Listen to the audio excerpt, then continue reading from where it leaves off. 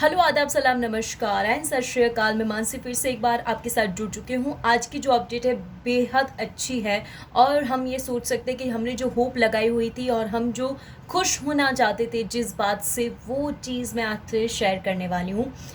और सबसे पहली बात कि प्लीज़ मेरी चैनल को सब्सक्राइब कीजिए। जो जो लोग नए आए हैं, जो देख रहे हैं ये वीडियो, प्लीज़ आप जाइए, सब्सक्राइब का बटन दबाइए। मैं हर रोज़ अपडेट लाऊंगी। कोई भी अपडेट होगी जो आप तक पहुंचानी ज़रूरी होगी, वो आप तक पहुंचाना ज़रूरी है।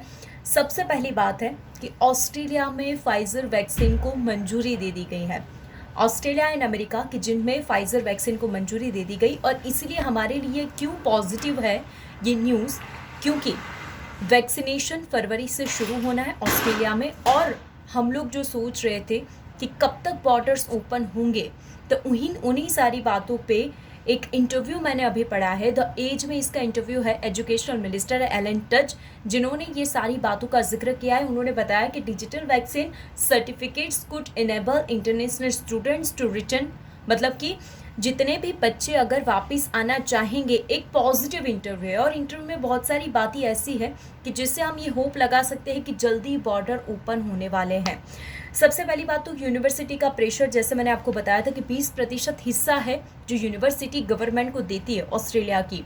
यूनिवर्सिटी ने प्रेशर डाला है सरकार पे कि आप अगर यूनी नहीं खोलेंगे तो फिर आपको ये हिस्सा भी नहीं मिलेगा, क्योंकि उनकी यूनिवर्सिटी में जितने बच्चे हर साल आते थे, ऑस्ट्रेलिया की इकोनॉमी जिस पे पलती है, बढ़ती है, वही अब कुछ सब कुछ स्टॉप हो रखा है। मतलब कि बहुत वर्स्ट कंडीशन पे हम वहाँ पे पहुँच रहे हैं, ये बताया गया था यूनिवर्सिटी की ओर से।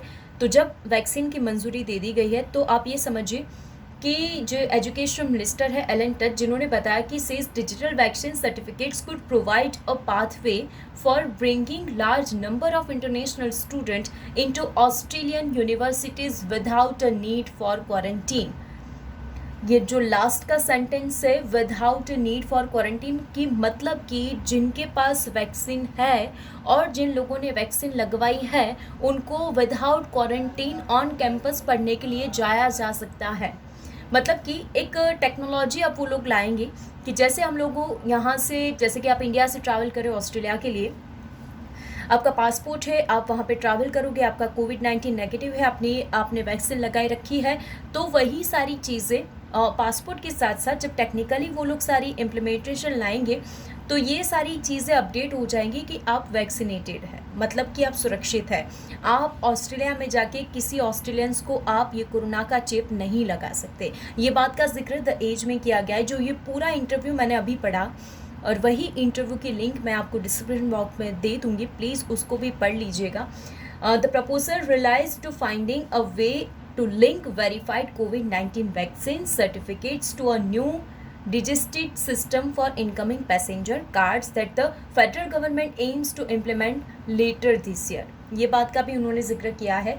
मिस्टर तज ने बोला है कि नंबर ऑफ जितने भी स्टूडेंट्स, एक बहुत बड़ा नंबर है, लार्ज नंबर है जितने स्टूडेंट्स फंसे पड़े हैं, तो वो बस अब प्लान शुरुआत कर रहे हैं। और हम लोग जिसकी होप लगा के बैठे थे कि कुछ गुड न्यूज़ आए जिससे हम ये क्लियर कर पाए कि हम जा सकते हैं या नहीं जा सकते, बॉर्डर्स ओपन होंगे या नहीं होंगे, तो मैं अपने हिसाब से ये ज़रूर कहना चाहूँगी कि ये जो न्यूज़ है, क्योंकि वैक्सीनेशन अगर शुरुआत हो सकती है, इंडिया के पास वैक्सीन है, वैक्सीनेशन की शुरुआत इंडिया में हो चुकी है। दूसरी ओर फाइज़र की वैक्सीन की रस्सी को मंजूरी दे दी है ऑस्ट्रेलियन गवर्नमेंट ने, तो मतलब कि करीब करीब एक होप था, एक यूनिवर्सिटी का दबाव था। और तीसरा जो यूनी है, जिन लोगों ने बताया था कि अगर आपने ये सब नहीं किया, अगर बॉर्डर्स ओपन नहीं हुए, तो हम लोग बहुत लो चले जाएंगे, हमारे पास अब और कोई रास्ता नहीं है कि जिससे हम लोग अपनी इनकम बढ़ा पाएँ। दूसरी ओर स्टूडेंट्स जाएंगे, बच्चे जाएंगे, वहाँ की जितनी सारी बोलते हैं ना कि जिससे हम लोग कमाने का ज़रिया है, स्टूडेंट्स वहाँ पे जाते हैं, काम करते हैं, रोज़गारी बढ़ती है, उन लोगों की भी बढ़ती है और काम अच्छे से होता है, जिससे उन लोगों की भी बहुत सारी आवक बढ़ती है। पर ऐसा कुछ नहीं हो रहा था पिछले 1 साल से। बॉर्डर्स बंद थे, फ्लाइट्स नुकसान में जा रही थी। बहुत सारी जितने भी फ़्लाइट कंपनियां थी जिन्होंने ऑस्ट्रेलिया के लिए अपनी फ़्लाइट्स लगवानी भी बंद कर दी थी, क्योंकि वहाँ से कुछ नहीं मिल रहा है उन लोगों को। इसलिए उन लोगों ने वो सारी फ़्लाइट से डाइवर्ट कर दी यूके, कनाडा और जगह पे, ताकि उनको नुकसान ना आए। ये बहुत बड़ी बात थी।